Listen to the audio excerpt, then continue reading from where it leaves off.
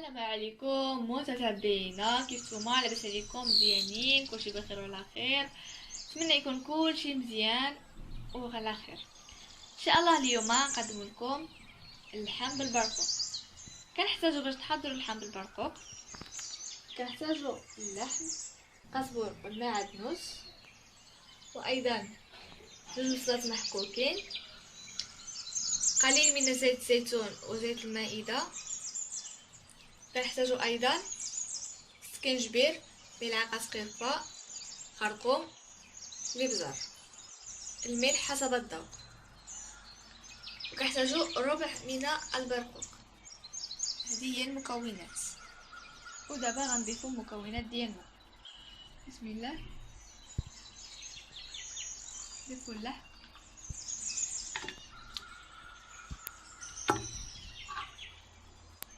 كنضيفو ايضا بصل،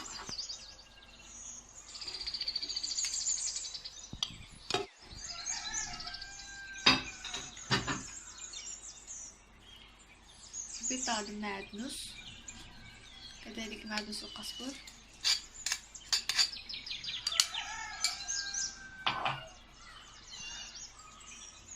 كنضيفو التوابل،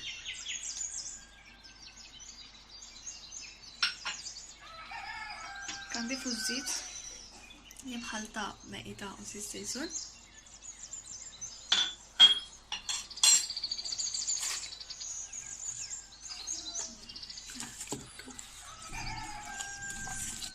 من بعد ما شرملنا اللحم ديالنا نخليوها يدخلوا فيها التوابل.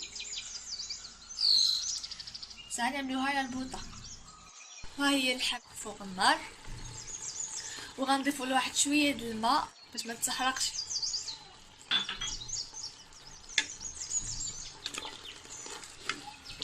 ودابا غنخليوها تعرق.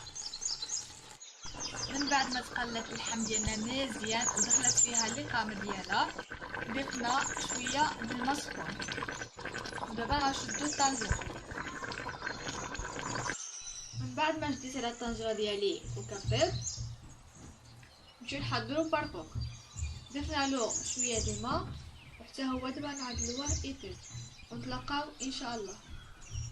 ها هو البرقوق ديالنا طاب، صرف داك الماء اللي كانوا فيه شويه. ما غنزيدو له المرق ديال اللحم.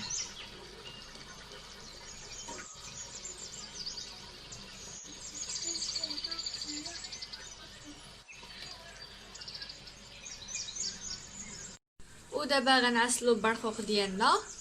كنحتاجو طبعا السكر حسب الذوق، وايضا واحد معلقه صغيره د القرفه، وايضا خرقوم، وواحد معلقه صغيره ديال المزهر.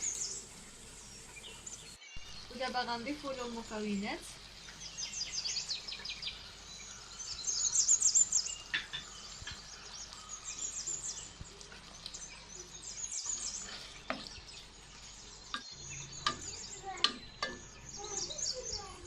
وهو البرقوق ديالنا تعسل، كذلك اللحم ديالنا طابت. ها هو اللحم بالبرقوق ديالنا طاب. صراحه كيجي رائع، مزيون ولذيذ. نتمنى كذلك تجربوه في المنازل ديالكم.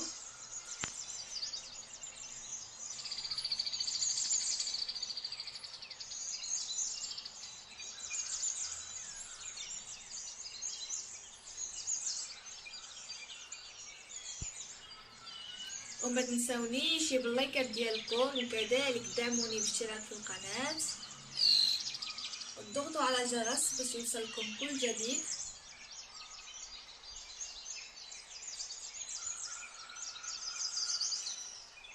مع السلامه، مع فيديو اخر ان شاء الله.